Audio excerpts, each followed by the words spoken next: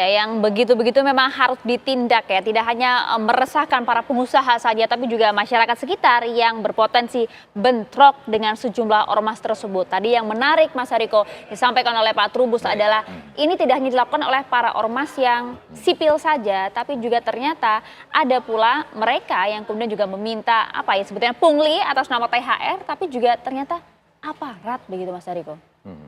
Ya, Mbak Maria, Presiden kita Bapak Prabowo Subianto sudah tegas ya, mengatakan tidak ada yang kebal aturan. Di zaman pemerintahan Pak Prabowo, bahkan yang imigrasi kemarin, pungli, langsung dinonaktifkan 71 orang pegawai imigrasi.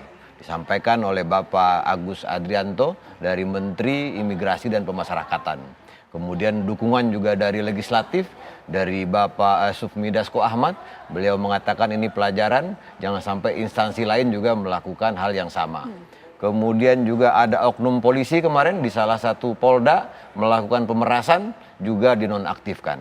Intinya tidak ada yang kebal aturan. Mengapa hal ini penting? Karena memang ini berdampak terhadap kepentingan nasional kita. Ini bisa merugikan negara ratusan triliun. Jadi memang Presiden tegas mengatakan hal ini. Sekali lagi tugas pemerintahan adalah menjamin, melindungi keamanan setiap warga negara. Itu dia, bagaimana caranya memberikan rasa aman kepada masyarakat termasuk juga pengusaha Mas Hariko? Ya itulah mengapa Presiden memerintahkan TNI dan Polri dan Kejaksaan untuk melakukan pencegahan dan pemberantasan pungutan liar. Kajiannya sudah ada, kita tidak perlu kaji lagi, sudah banyak bantuan dari media termasuk TV One, sudah dijelaskan berapa triliun kerugiannya. Jadi sekali lagi untuk saudara-saudara kami yang melakukan pungutan liar, memang ada kenikmatan, ada kebanggaan pada sejam atau 2 jam pertama. Kita merasa jagoan, kita mendapatkan uang misalnya 2 juta, 3 juta. Tapi setelah itu akan ada tangisan, akan ada kekecewaan, akan ada duka yang mendalam. Karena para pengusaha yang diperas itu, dia merasa tidak nyaman, tidak aman, kemudian mengatakan kepada teman-temannya. Akhirnya usaha itu tutup, orang di PHK. Nah ini bedanya antara berita pemerasan, berita pungli dengan kejadian lainnya. Bedanya apa?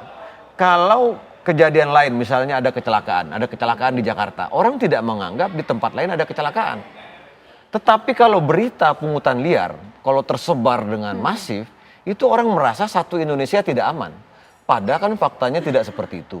Kita ramah investasi. Itu dia. Jadi sekali lagi, jangan kita saudara-saudaraku para oknum ormas ini yang kami cintai, sekali lagi Presiden sudah tegas, sudah disampaikan TNI dan Polri dan Kejaksaan akan melakukan tindakan yang tegas terhadap siapapun yang melakukan pungutan liar maupun pemerasan. Siap-siap ada karena pidana menanti mereka begitu ya Mas Hariko ya. Tapi pertanyaannya begini, kalau tadi sampaikan TNI, Polri siap menindak tegas hal ini artinya harus ada laporan. Tapi nampaknya para pengusaha kita takut melapor begitu Pak Sutrisno, betul tidak sih Pak? Kenapa kemudian para pengusaha ini justru takut melaporkan aksi-aksi semacam ini kepada aparat penegak hukum? Pak Sutrisno. Ya nggak takut.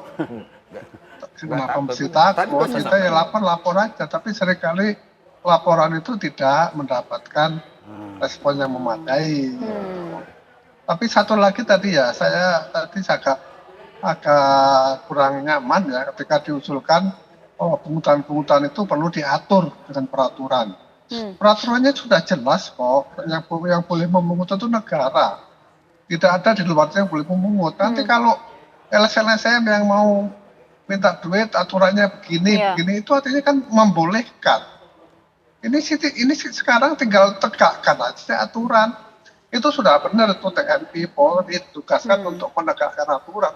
Aturannya jelas bahwa LSM atau apapun namanya itu tidak ada yang mempunyai hak untuk mengambil uang secara paksa gitu. Tapi kalau orang sukarela ngasih ya oke, tapi kalau itu jangan dijadikan kewajiban ya. Jadi sekali lagi tolongin lah, ini bukan soal mau diatur atau apa, aturannya udah tegas, yang penting penindakannya aja dilakukan. Aparat di bawah itu Ya kalau memang menemui itu dilaporin ya tindak gitu. Seringkali kan laporan hilang begitu saja itu.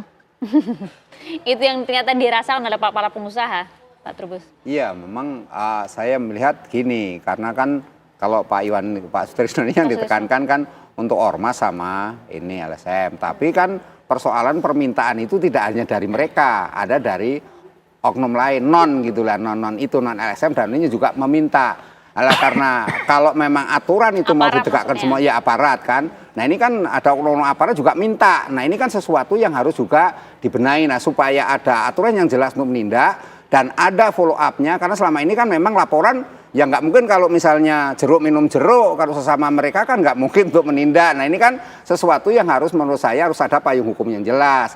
Karena apa? Karena selama ini payung hukumnya cuman 368 itu kaitannya kalau memaksa, kalau tidak ada memaksa sukarela ya sudah, berarti kan istilahnya ya fine aja lah gitu. Oke, kan gitu. Respon Anda Pak Sutrisno? Ya, Ya respon Anda Pak, karena Ya, memang ya oh iya itu ya namanya ASN atau apa dari aparat setempat yang nggak boleh intinya minta itu gitu loh. Itu aturannya begitu. Tapi kalau ada orang memberi ya namanya orang memberi itu sih nggak ada masalah. Tapi memberi itu kan juga untuk apa juga kan gitu ya. Jadi kalau emang tidak boleh sekarang gratifikasi kan jadi masalah. Orang aparat sudah memang tugasnya menegakkan itu, menerima pemberian dari pengusaha itu gratifikasi. Ya nggak dibenarkan juga gitu. oke. Kalau tadi Saya sampaikan kira menurut saya aturannya udah jelas kok. aturannya sudah jelas, tapi implementasi penindakan di lapangannya Mas Hariko ya masih kemudian dikomplain oleh sejumlah pengusaha. Ya, kita udah sama-sama melihat selama lebih kurang 1 minggu ini banyak sekali penindakan yang dilakukan oleh kepolisian terhadap oknum organisasi kemasyarakatan. Bahkan ketika saudara kita ini mengaku kami jagoan di sini, tetap ditindak. Tidak ada orang yang jagoan kita ini negara. Karena udah viral dulu Mas, kalau yang nggak viral hukum. gimana tuh? Ya tidak semuanya ditangani. Jadi sama-sama ya. Jadi presiden kita ada 2 yang selalu disampaikan oleh Bapak Presiden. Yang pertama kita jaga kerukunan, yang kedua pemerintahan yang bersih. Nah, pungutan liar, pemerasan ini sudah mengakibatkan banyak orang yang tidak rukun, bentrok, bahkan ada yang meninggal seperti tadi. Nah, biasanya ini kan mengatasnamakan hari besar nasional dan hari besar keagamaan. Nah, justru di sini yang ironinya, Itu dia. jangan sampai kita menodai kesucian hari-hari besar agama ini, kemudian memeras para pengusaha atau memeras siapapun. Intinya presiden, pemerintah ingin melindungi seluruh masyarakat. Sepakat. Apabila ada yang merasa tidak terlindungi, dilaporkan. Apabila laporan itu tidak ditindaklanjuti, silahkan disampaikan. Dan sudah banyak bukti-bukti ketika laporan itu tidak ditindaklanjuti, justru pihak yang aparat tersebut yang diberikan teguran, bahkan ada yang dinonaktifkan. Artinya tanpa pandang bulu yang salah kemudian harus segera ditindas kalau kata Pak Prabowo di situ. Karena Mumpung ada Mas Hariko di sini Mas. dampaknya luar biasa. Itu dia. Dampaknya Mungkin bisa luar memberikan juga himbauan begitu ya kepada para pengusaha menghitung hari ini sekitar 9 hingga 10 hari lagi menjelang Lebaran untuk kemudian tegas begitu. Jangan diberi kalau ada hal-hal semacam ini. Silakan Iya. Mas Hariko. Tadi kami sudah melihat tidak ada ketakutan ya. Sudah terbukti tidak ada ketakutan dari ibu dan bapak kita para pengusaha untuk melaporkan. Dan kami punya catatannya di media, bahkan disampaikan langsung secara terbuka di media bahwa kami menjadi korban pemerasan. Artinya tidak ada ketakutan. Kalau tidak ada ketakutan artinya ada kepercayaan terhadap aparat untuk melakukan tindakan tegas. Dan sekali lagi ini kerugian kita bisa triliunan, potensi kerugian akibat ketidakpercayaan para pengusaha dan investor ini bisa triliunan, tidak sebanding dengan uang yang diperas itu. Dan kami sekali lagi kepada ibu Jadi dan jangan bapak, takut untuk ancaman itu ya. Jangan takut. Pada ibu dan bapak, para oknum ormas yang melakukan pemerasan, mari kita seperti yang disampaikan oleh Presiden, kita ini satu bangsa, kita ini saling memajukan, saling membahagiakan, jangan saling menyakiti. Karena yang akan menjadi korban justru akan lebih banyak lagi. Kita optimis. Investasi kita akan terus berjalan, lapangan kerja lewat makan bergizi gratis, lewat Danantara, lewat Koperasi Merah Putih. Dan jangan lupa, yang terakhir ini, ada satu obrolan di masa Idul Fitri. Nah, jadi di masa Idul Fitri itu biasanya kan suka bertanya tuh, Apa tuh? udah kerja apa belum? Ya kan? Kemudian udah nikah apa belum? Ya. Nah sekarang ada satu pertanyaan yang harus ditanyakan saat silaturahmi Lebaran, yaitu sudah cek kesehatan gratis apa belum? Karena pemerintah punya program cek kesehatan gratis untuk seluruh masyarakat Iya. Indonesia. Nunggu ulang tahun dulu ya Mas Hariko Enggak, ya? sekarang tidak perlu menunggu ulang tahun. Oh, oke, kabar bahagia itu. Terima kasih Mas Hariko. Terakhir mungkin Pak Sutrisno, ada yang ingin disampaikan mumpung ada perwakilan dari kantor komunikasi presiden di sini. Silakan Pak Sutrisno.